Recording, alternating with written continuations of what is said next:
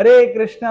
तो आप सभी का पुनः स्वागत है हमारे भक्तावली की सीरीज में, जहां पे हम लोग षड गोस्वामियों के बारे में चर्चा करना प्रारंभ कर दिया है। और आज उन षड गोस्वामियों में से एक विशेष गोस्वामी जिनका नाम है रघुनाथ भट्ट गोस्वामी, उनके बारे में चर्चा करेंगे। पहले तो इनके पिता के बारे में चर्चा करेंगे। जब चैतन्य महाप्रभु बचपन में छोटे से थे, निमाई पंडित, तो उनका जो यश था बहुत फैला हुआ था, क्योंकि इतने प्रकांड पंडित थे। तो जैसे आजकल हम लोग जाते हैं सेमिनार कॉन्फ्रेंसेस वगैरह के लिए, लोग बाहर जाते हैं, वैसे चैतन्य महाप्रभु भी एक बार बांग्लादेश गए। और वहां पे जब वो शिक्षा देने के लिए गए, तो वहां पे एक व्यक्ति थे जिनका नाम था तपन मिश्रा।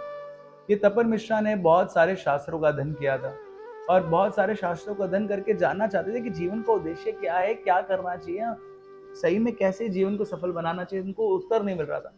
परंतु जब चैतन्य महाप्रभु वहां आए, तो उनको स्वप्न में एक विशेष व्यक्ति आए और उन्होंने बोला कि जाओ, तुम्हारे सारे प्रश्नों के उत्तर ये निमाई पंडित देगा।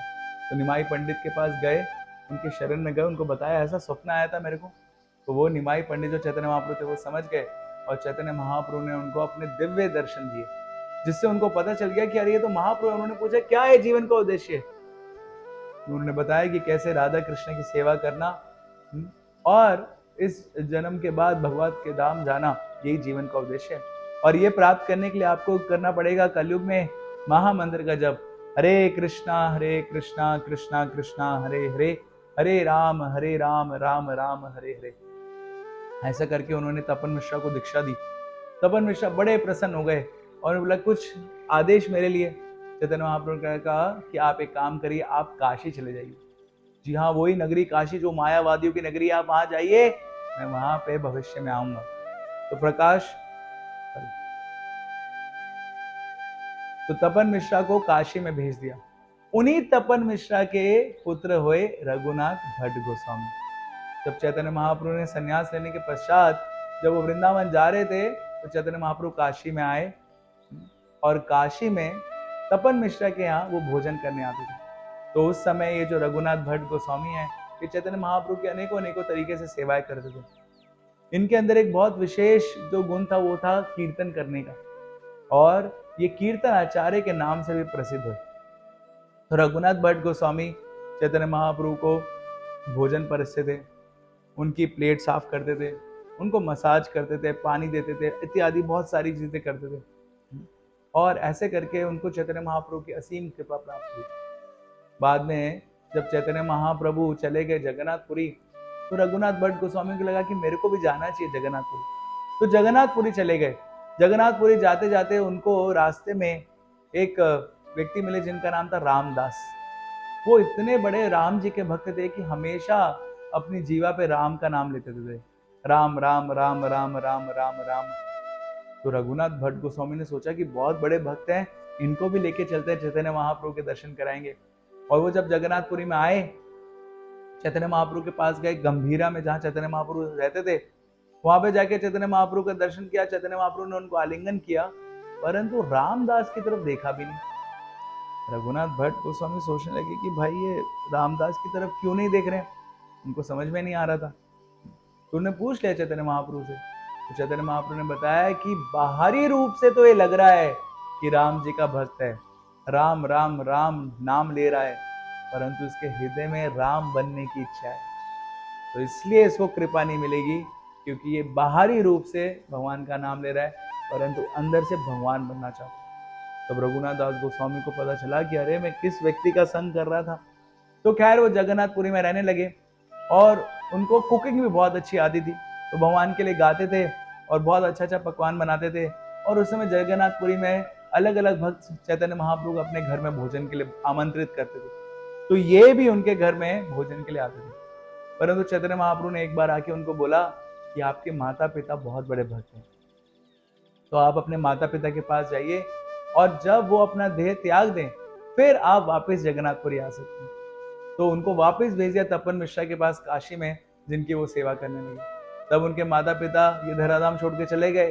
फिर से वो वापस आ गए चैतन्य महाप्रभु के पास जगन्नाथपुरी में, और जगन्नाथपुरी में रहने लगे, है ना। तो जगन्नाथपुरी में तकरीबन 8 साल तक वो रहे। और फिर चैतन्य महाप्रभु ने उनको आदेश दिया कि मैं चाहता हूं कि आप वृंदावन में जाएं और रूप और सनातन के साथ रहना शुरू करें। देखिए उस समय तक रूप गोस्वामी को राधा गोविंद जी के विग्रह प्राप्त हो गए थे और रूप गोस्वामी को ग्रंथ भी लिखने थे, विग्रहों की पूजा भी करनी थी। तो उनको पता चला कि मेरे को क्या चाहिए, मेरे को कुछ मदद लगेगी। तो उन्हें चैतन्य महाप्रभु को बोला था कि कृपा करके किसी को भेजिए, है ना, जो मेरी सहायता कर सके।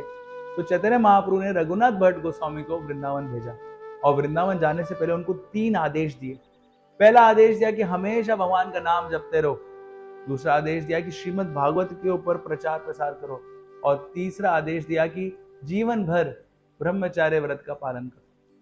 तो इसलिए जब रघुनाथ भट्ट गोस्वामी वृंदावन जा रहे थे तो चैतन्य महाप्रभु ने उनको पर असीम कृपा करके उनको जगन्नाथ जी का प्रसाद दिया, तुलसी की माला दी जगन्नाथ जी की और कुछ पान उनको भेंट दिया, अपनी तरफ से भेंट। ये सब कुछ प्राप्त करके रघुनाथ भट्ट गोस्वामी आए वृंदावन और वृंदावन में आके वो गोविंद देव जी की पूजा करते थे, उनका श्रृंगार करते थे, उनके लिए भोजन बनाते थे और भागवत कथा करते थे। देखिए हमारे गोस्वामियों से हम ये सीख सकते हैं, जो आदेश मिला उतना ही करना। रूप गोस्वामी को लिखा बोला था, आदेश दिया था कि आपको ग्रंथों की रचना करती है, तो ग्रंथों की रचना करते थे, प्रवचन वगैरह नहीं करते थे। हम हमारे गोस्वामियों से बहुत कुछ सीख सकते हैं, जो आदेश उनको दिया था ना वही वो करते थे। देखिए रूप गोस्वामी को आदेश दिया था कि आपको ग्रंथों की रचना करनी है, तो ग्रंथों की रचना करते थे। और रघुनाथ भट्ट गोस्वामी को आदेश दिया कि आपको भागवत के ऊपर प्रचार करना है या प्रवचन देना है, तो भागवत के ऊपर प्रचार और प्रवचन करते थे। तो एक बार ऐसा वर्णन आता है कि रघुनाथ भट्ट गोस्वामी इतना विशेष प्रवचन करते थे भागवत के ऊपर कि रूप गोस्वामी भी बैठ के सुना करते थे। जी हाँ, रूप गोस्वामी भी वहां बैठ के सुना करते थे। और एक बार जब वो ऐसा प्रवचन कर रहे थे तो वहां पे एक भक्त आया, उसने देखा कि सब लोग समाधि में बैठे हुए एकाग्र चित्त से सुन रहे हैं रघुनाथ भट्ट गोस्वामी का प्रवचन और सब लोग ऐसा बैठे हैं, आंखें खोल के एकदम सुन रहे हैं। एक जना आंखें बंद करके बैठा, तो उसने तो लगता है सो रहा है प्रवचन में। उसके पास गए वो, तो देखा वो एकदम आंखें बंद करके, है ना, ऐसा बैठा हुआ और उसने देखा ये सांस भी नहीं ले रहा है। बोला अरे कहीं मरवर तो नहीं गया। तो उसने एक रुई का टुकड़ा लिया, उसकी नाक के पास रखा, ये चेक करने के लिए कि कहीं ये मर तो नहीं गया है। और जैसे उसी समय रघुनाथ भट्ट गोस्वामी ने प्रवचन को विराम दिया, है ना, और ये जो व्यक्ति थे इनकी नाक से सांस बाहर निकली ऐसा तेजी से, और वो सांस इतनी गर्म थी कि वो रुई का टुकड़ा जला दिया। और इनको बाद में पता चला अरे ये तो लगता है समाधि में चले गए थे। और बाद में पता चला कि वो व्यक्ति कौन थे, रूप गोस्वामी। जी हाँ, उतना ही नहीं, राजा मान सिंह ये भी आते थे रघुनाथ भट्ट गोस्वामी की कथा सुनने के लिए और उनको बहुत प्रेरणा मिली, जिससे कि उन्होंने बाद में जाके गोविंद देव जी के लिए गोविंद देव मंदिर बनाया। 7 मंजिल ऊंचा मंदिर उन्होंने बनाया। रघुनाथ भट्ट गोस्वामी के बारे में विशेष वर्णन आता है, जब अंत के समय में शिला कृष्णदास कविराज गोस्वामी चैतन्य महाप्रभु के सारी लीलाओं को संग्रह करने के लिए लिख रहे थे चैतन्य चरितामृत। उस समय वो सारे वैष्णवों के पास जा रहे थे और उनसे चैतन्य महाप्रभु के बारे में लिखने के लिए आज्ञा ले रहे थे, आशीर्वाद ले रहे थे और उनसे पूछ रहे थे कि आपको क्या क्या पता है चैतन्य महाप्रभु के बारे में।